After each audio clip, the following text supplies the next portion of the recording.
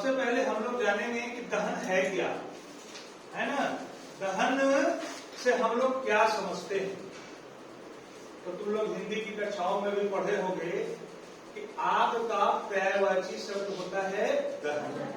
अग्नि, पावक, अनल, दहन।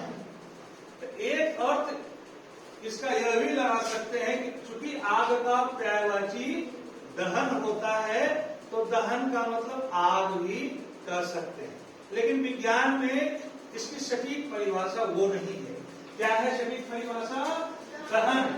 दहन एक रासायनिक प्रक्रिया है जिसमें पदार्थ ऑक्सीजन के साथ अभिक्रिया कर उष्मा तथा प्रकाश देता है। दहन एक ऊष्माक्षेपी प्रतिक्रिया है। ऊष्माक्षेपी प्रतिक्रिया का मतलब कि किसी पदार्थ को जलने से अगर ऊर्जा मुक्त होती है, ऊर्जा क्या होती है? मुक्त होती है, तो उसको क्या कहते हैं? ऊष्माक्षेपी प्रतिक्रिया।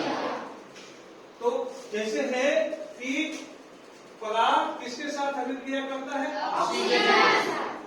तो ऑक्सीजन के साथ अभिक्रिया कर उष्मा तथा प्रकाश देता है। जब हम विद्यालय, घर से विद्यालय आते हैं तो हमें रास्ते में कई पदार्थ मिलते हैं, जैसे पुआल, पत्थर, कागज के टुकड़े, लकड़ी भी मिलता है। इन सब चीजों को एकत्रित करके लाते हैं और एकत्रित करने के बाद जब उसको जलाते हैं, बालू भी है, बालू भी मिलता है, तो जलाते हैं तो हम देखते हैं कि कुछ पदार्थ जल जाते हैं और कुछ पदार्थ नहीं जलते हैं। तो जो पदार्थ जल जाता है उसे क्या कहते हैं? दाह्य पदार्थ। यानी जो पदार्थ जल जाता है उसे क्या कहते हैं? दाह्य पदार्थ। और जो पदार्थ नहीं जलता हो उसे क्या कहते हैं? अदाह्य पदार्थ। यानी जो पदार्थ जल जाता है, जो पदार्थ जल जाता है उसे क्या कहते हैं? दाह्य पदार्थ।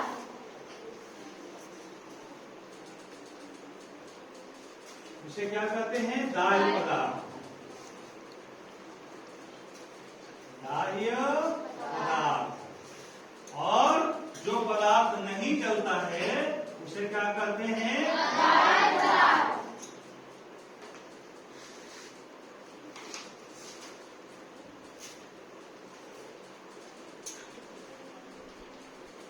और दाह्य पदार्थ। तो बच्चों, तुम लोगों ने तो ये समझ गया कि दहन एक रासायनिक प्रक्रिया है, केमिकल प्रोसेस है, जिसमें पदार्थ, कोई भी पदार्थ किससे अभिक्रिया करता है? ऑक्सीजन से। वायुमंडल में तो ऑक्सीजन है, वायुमंडल में सबसे ज्यादा गैस पाई जाती है नाइट्रोजन, और उसके बाद ऑक्सीजन। तो पदार्थ जो है ऑक्सीजन से अभिक्रिया करती है, तो अभिक्रिया करके उष्मा, उष्मा मतलब गर्मी और प्रकाश। कोई पदार्थ जलता है तो प्रकाश भी तो उत्पन्न होता ही है ना। तो उसी को क्या हम लोग कहते हैं? दहन। दहन एक ऊष्माक्षेपी प्रतिक्रिया है और दहन जलने की प्रक्रिया को भी करते हैं। संक्षेप में समझो तो दहन क्या है? जलने की प्रक्रिया। जो पदार्थ जल जाता है उसे दाह्य, जो पदार्थ नहीं जलता है वो अदाह्य है। ठीक है। अब हम पुराने जमाने की बात करें तो सोचो कि किसी भी पदार्थ को जलाने के लिए, जैसे अभी हम लोग आग का प्रयोग करते हैं ना, माचिस का प्रयोग करते हैं ना, लाइटर का प्रयोग करते हैं। पहले के लोग जब माचिस का आविष्कार नहीं हुआ होगा, लाइटर का आविष्कार नहीं हुआ होगा, तब कैसे आग जलाते हैं? पत्थर से नहीं, पत्थरों के रगड़ने से। आमतौर पर कहीं पर भी गांव घर में अगर कहीं मकान बन रहा है, वहां पर गिट्टी गिरी हुई रहती है, आप स्वयं करके देख सकते हो, गिट्टी पर ऐसे मारोगे तो चिंगारी फेंकता है ना। तो पत्थरों को रगड़ने से, घर्षण से, पत्थरों के घर्षण से आग उत्पन्न होती है। ये तीसरा तरीका हुआ। माचिस से, लाइटर से, पत्थरों के घर्षण से, और चौथा हैंड लेंस की मदद से। सूर्य के प्रकाश को हैंड लेंस पर ऐसे केंद्रित करके किसी अखबार या किसी कागज के टुकड़े पर उसके प्रकाश को केंद्रित करेंगे ना, तो वो कागज का टुकड़ा जल जाता है, उससे भी आग उत्पन्न होता है। ये बात समझ में आ रही है? आ रही है ना? कि दहन क्या है, कौन सी वस्तु दाह्य पदार्थ है, कौन सी वस्तु अदाह्य पदार्थ है। अच्छा बताओ, कागज क्या है? दाह्य पदार्थ है। लकड़ी क्या है? गोईठा क्या है? पत्थर क्या है? बालू क्या है? अदाह्य पदार्थ। अब तो पूरी तरह से समझ गए कि दाह्य पदार्थ कौन है और अदाह्य पदार्थ क्या है। अब इसमें समझो कि ठीक है, आग भी हमारे सामने उपलब्ध हो गया, पदार्थ भी है, ऑक्सीजन की भी उपस्थिति है। जलने के लिए 3 चीजों की आवश्यकता होती है ना। जलने के लिए किसी पदार्थ को जलने के लिए क्या क्या चीज चाहिए? पहला पदार्थ का होना है ना। पदार्थ वो भी कैसा होना चाहिए? ज्वलनशील। कैसा होना चाहिए? दूसरा क्या? वायु की उपस्थिति या ऑक्सीजन की उपस्थिति है ना। और तीसरा ज्वलन ताप तक पहुंचना है ना। तो ये ज्वलन ताप क्या है? ज्वलन ताप से क्या समझते हो? कोई बता सकते हो? ज्वलन ताप, जिसको कि हम लोग प्रज्वलन ताप भी करते हैं, इसकी परिभाषा क्या है? बोलो।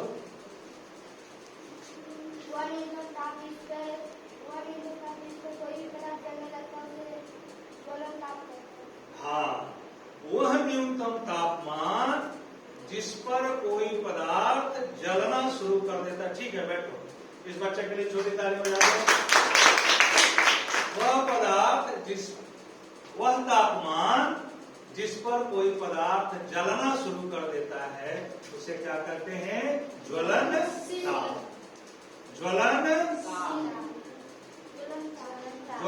ताप वह न्यूनतम तापमान जिस पर कोई पदार्थ जलना शुरू कर देता है, उसे क्या कहते हैं? ज्वलन ताप। अब देखो, ज्वलन ताप यानी कि वह न्यूनतम तापमान, यानी कोई वस्तु मान लिया जाए कि 40 डिग्री सेंटीग्रेड पर जलना प्रारंभ करती है, 40 डिग्री सेंटीग्रेड पर जलना प्रारंभ करती है, 40 डिग्री सेल्सियस पर जलना प्रारंभ करती है, तो अगर उसका तापमान 39.5 डिग्री सेल्सियस तक रहे तो क्या वो पदार्थ जलेगी? नहीं जलेगी, क्योंकि जलने के लिए आवश्यक शर्त है कि वस्तु का जो ज्वलन ताप है उस तक उसको पहुंचना, उसके तापक्रम को उस ज्वलन ताप पर पहुंचना, तभी वस्तु जलना प्रारंभ करेगी। अब जिस वस्तु का, जिस पदार्थ का ज्वलन ताप कम रहेगा वह ज्यादा ज्वलनशील होगा, जिस पदार्थ का ज्वलन ताप ज्यादा रहेगा वो देरी से जलेगा लेकिन देरी से जलेगा। जैसे हम कागज और लकड़ी की तुलना करें तो कागज और लकड़ी में कौन जल्दी से जलेगा? कागज। तो जो जल्दी से जलेगा उसका ज्वलन ताप क्या होगा? कम होगा। जो देर से जलेगा उसका ज्वलन ताप ज्यादा होगा। तो हम लोग समझ गए हैं कि जिस पदार्थ का ज्वलन ताप कम रहेगा वो पदार्थ अधिक ज्वलनशील रहेगा। अच्छा बताओ, पेट्रोल और केरोसिन में कौन ज्यादा ज्वलनशील? पेट्रोल। क्योंकि पेट्रोल का ज्वलन ताप केरोसिन के ज्वलन ताप से कम है ना। पेट्रोल का ज्वलन ताप केरोसिन के ज्वलन ताप से कम है, तो इसको मिटा देते हैं।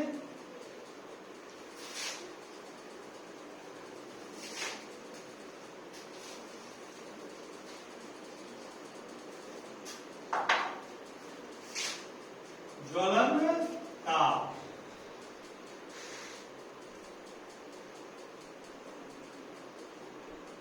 वह न्यूनतम तापमान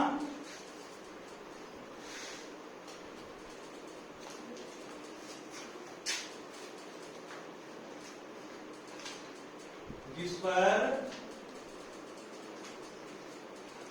कोई पदार्थ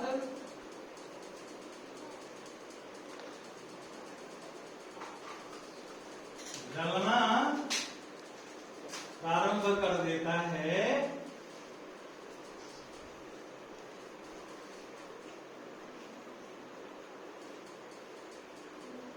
उसे क्या कहते हैं? ज्वलन ताप करते हैं। क्या कहते हैं? ज्वलन ताप कहते हैं। किसी वस्तु का ज्वलन ताप बढ़ाया भी जा सकता है और घटाया भी जा सकता है। अब देखो इसको कैसे, हम लोग के घरों में गोईठा का प्रयोग होता है। गोईठा अगर सूखी हुई है तो वैसे ही इसका ज्वलन ताप कम होगा। लेकिन अगर मान लिया जाए कि गोईठा जो गोबर से बनता है, उपले जिसको कहते हैं, वो थोड़ा सा अगर उसमें नमी है, उसमें अगर थोड़ा सा केरोसिन डाल दें, केरोसिन तेल उसमें डाल देते हैं, उसका ज्वलन ताप क्या होगा? कम होगा और आसानी से वो आग पकड़ लेगी। कोई बहुत ज्यादा ज्वलनशील पदार्थ है, आग जैसे कागज के टुकड़े ज्यादा ज्वलनशील है, उसको थोड़ा सा उसको नमी कर दे, उसका ज्वलन ताप क्या होगा? बढ़ जाएगा। तो ज्वलन ताप को बढ़ाया भी जा सकता है और घटाया भी जा सकता है। समझ में आ गई बात? ज्वलन ताप वह न्यूनतम तापमान जिस पर कोई पदार्थ जलना प्रारंभ कर देता है, उसे क्या कहते हैं? ज्वलन ताप। ठीक है। और जंगलों में लगी आग को क्या कहते हैं? दावानल। जंगलों में लगी आग को क्या कहते हैं? अब इससे तो क्लियर हो गया कि ज्वलन ताप क्या है। अब कुछ जो दहन होता है, ये अब जलने के लिए हमें कौन कौन सी वस्तु चाहिए, जलने के लिए क्या क्या चाहिए, ये तुम लोग बता सकते हो? हैं? कि किसी पदार्थ मतलब कि जलने के लिए क्या क्या चाहिए, क्या क्या चाहिए? ज्वलनशील पदार्थ का होना। क्या चाहिए? ज्वलनशील पदार्थ का होना। पहला चीज क्या होना चाहिए? ज्वलनशील पदार्थ का होना। और दूसरा चीज क्या चाहिए? बताओ। दूसरा चीज चाहिए ज्वलन ताप तक पहुंचने का उपाय। क्या चाहिए? ज्वलन ताप तक पहुंचने का उपाय।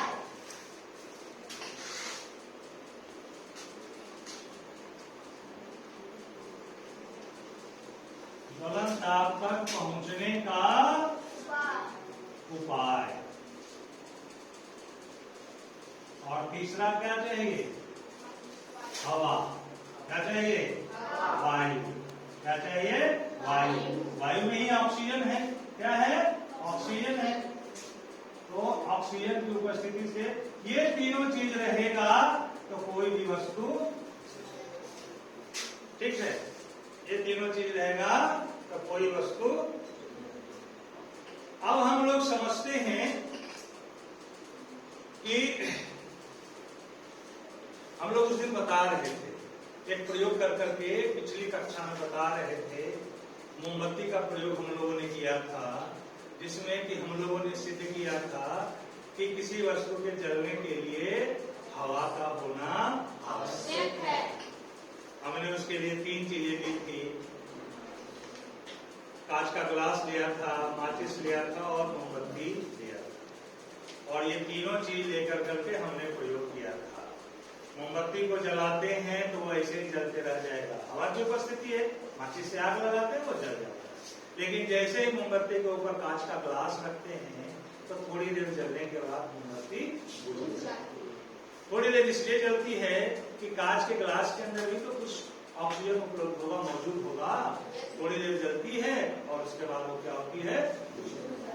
ये 3 चीज होना जरूरी है किसी भी पदार्थ को जलने के लिए। ये 3 चीजों का होना जरूरी है। माचिस में कौन सा फास्फोरस का प्रयोग होता है? लाल फास्फोरस। कार्ल लुंडस्टान नामक वैज्ञानिक ने सबसे पहले माचिस में लाल फास्फोरस का प्रयोग कर करके दिखलाया। पहले क्या था ना कि फास्फोरस का जब आविष्कार हुआ तो श्वेत फास्फोरस का प्रयोग लोग करने लगे। तो श्वेत फास्फोरस क्या होता है? श्वेत फास्फोरस सामान्य तापक्रम पर हवा मतलब ऐसे ही लाएंगे नहीं, वो स्वतः दहन हो जाता था, अपने आप जल जाता था, जिससे कि क्या है हानिकारक हानि पहुंचाता है, कभी भी जल जाएगा और जान माल को नुकसान पहुंचा सकता है। श्वेत फास्फोरस ज्यादा ज्वलन से, उससे कम क्या होगा? लाल फास्फोरस, जिसे कि हम लोग रेड फास्फोरस भी कहते हैं। यहाँ तक तो बात समझ में आ गई? कहीं कोई दिक्कत है? नहीं सर। कहीं कोई दिक्कत नहीं है। अब देखते हैं, जब किसी को आग लग जाती है, किसी घर में आग लग जाती है या कोई व्यक्ति आग का शिकार हो जाता है, तो हम लोग क्या करते हैं? सबसे पहले क्या करेंगे? आग जैसे मान लिया जाए कि किसी घर में आग लग रही हो या कोई व्यक्ति दुर्घटनावश आग से जल रहा हो, तो क्या करेंगे? प्राथमिक उपचार के तौर पर क्या करेंगे? सबसे पहले अगर कंबल मौजूद रहा तो कंबल से क्या करेंगे? उसको या अगर कंबल नहीं है तो सूती बोरा होगा या कोई मोटा वस्त्र होगा, उससे क्या करेंगे? उससे उसको ढक देंगे। क्यों ढक देंगे? इसलिए ढक देंगे कि हम लोग ऑक्सीजन की जो निर्बाध आपूर्ति उस व्यक्ति तक हो रही है, उसका कनेक्शन हम लोग कट कर देंगे। वायु की उपस्थिति को रोकेंगे। वायु की जो निर्बाध आपूर्ति हो रही है, उस आपूर्ति को हम लोग बंद करेंगे। तो जैसे ही वायु की आपूर्ति को बंद करेंगे, आग स्वतः बुझ जाएगी। तो ध्यान देना, देखना जब अग्निशामक वाले भी आते हैं तो अपने साथ वो पानी लेकर के आते हैं और पता करते हैं कि आग किस चीज से लगी हुई है, बिजली से लगी हुई है कि पेट्रोल से लगी हुई है कि सामान्य तौर पर घर में लकड़ी उकड़ी या उससे ऐसे जला इससे लगी हुई है। ये वो ध्यान मतलब कि पता करते हैं कि किस चीज से आग लगी हुई है। लेकिन किसी भी चीज से आग लगी हुई हो, वो जब दमकल आती है ना, तो दमकल जब आता है तो उसमें क्या है कि उसमें बहुत सारा पानी भरा हुआ है और वो पता करते हैं विद्युत से लगी हुई आग आती है तो उस पर वो पानी की बौछार नहीं करते, क्योंकि जो पानी की बौछार करेंगे फायरमैन, उससे उनको जान का खतरा हो सकता है। लेकिन उस पानी की बौछार अगल बगल वो करते हैं जिससे कि और जो अगल बगल वस्तु है उसका ज्वलन ताप बढ़ जाए, आग आसानी से न पकड़े, ज्वलन ताप बढ़ जाए और साथ में वो कार्बन टेट्राक्लोराइड वो जो होता है आग बुझाने वाला यंत्र, वो साथ में लाते हैं और उसका प्रयोग करके गैस का छिड़काव करके आग पर काबू पाते हैं। पेट्रोल से लगी हुई आग है, बराबर तुम लोग देखते होंगे पेट्रोल के पंप पर, वहां पर कई ऐसे डब्बे बने हुए रहते हैं जिसमें बालू भरा हुआ है ना। तो पेट्रोल से जो आग लगी हुई रहती है वो पानी से नहीं बुझता है। क्यों? पेट्रोल हल्का होता है और पानी भारी होता है, तो उसे नहीं, वो रेत से बुझे, बालू का रेत उस पर डालेंगे तो उससे क्या होगा? बुझेगा। तो यहाँ तक हम लोग अग्नि मतलब कि आग बुझाने के भी उपायों पर हम लोगों ने चर्चा कर लिया। अब इस चैप्टर में हम लोग आगे बढ़ेंगे तो इसमें आएगा ज्वाला। ज्वाला भी 3 तरह के होते हैं, 3 क्षेत्र होता है, पता है कि नहीं? एक ज्वाला को गौर से देखोगे, अगर चलती रहेगी ज्वाला तो उसमें से नीला प्रकाश भी निकलेगा, पीला प्रकाश भी निकलेगा और काला भी, है ना? नीला, पीला और काला। तो नीला क्षेत्र जो होता है अदीप्त क्षेत्र कहलाता है ना? अदीप्त क्षेत्र कहलाता है। उस नीला प्रकाश में ज्यादा गर्मी होती है ना, ज्यादा, उसको ध्यान से देखोगे, मतलब कि जब ये गैस मतलब कि कोई भी ये जलते रहता है ना, जैसे ये मोमबत्ती जल रही है, मोमबत्ती क्या है, जल रही है। मोमबत्ती जब जल रही है तो बाहरी जो प्रकाश रहता है, बाहरी भाग जो होता है ना, ये वाला, ये क्या होता है, नीला प्रकाश होता है। नीला प्रकाश इसलिए होता है कि इसमें ऑक्सीजन की निर्बाध गति से आपूर्ति होती है ना, ऑक्सीजन की उपलब्धता ज्यादा रहती है ना।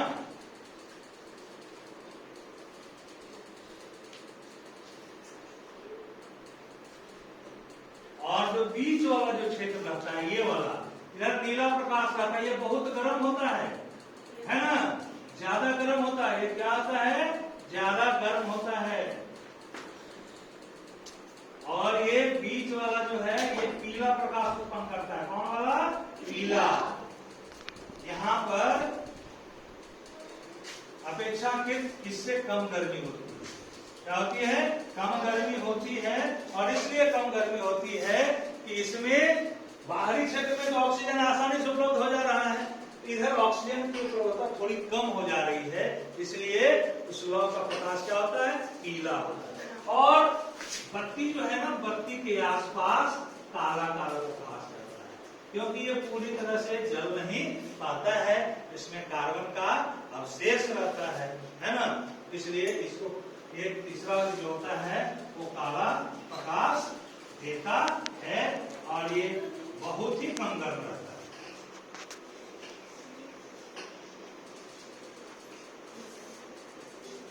है ना। तो हम लोगों ने मतलब कि ज्वाला के बारे में भी समझा कि बाहरी वो अधिक क्षेत्र रहता है, जहाँ नीला प्रकाश उत्पन्न होता है वो अधिक क्षेत्र, और यहाँ जो पीला प्रकाश उत्पन्न होता है वो होता है दीप्त क्षेत्र, दीप्त क्षेत्र और दीप्त क्षेत्र। तो हम लोग संक्षेप में दहन और ज्वाला चैप्टर को एक बार फिर से रिवाइज कर लिए हैं। अब हम लोगों को क्या करना है कि इसका प्रोजेक्ट बनाना है। प्रोजेक्ट बना करके हम लोग को दीक्षा ऐप पर इसको अपलोड करना है। ठीक है, आज का क्लास यहीं तक। बहुत बहुत धन्यवाद।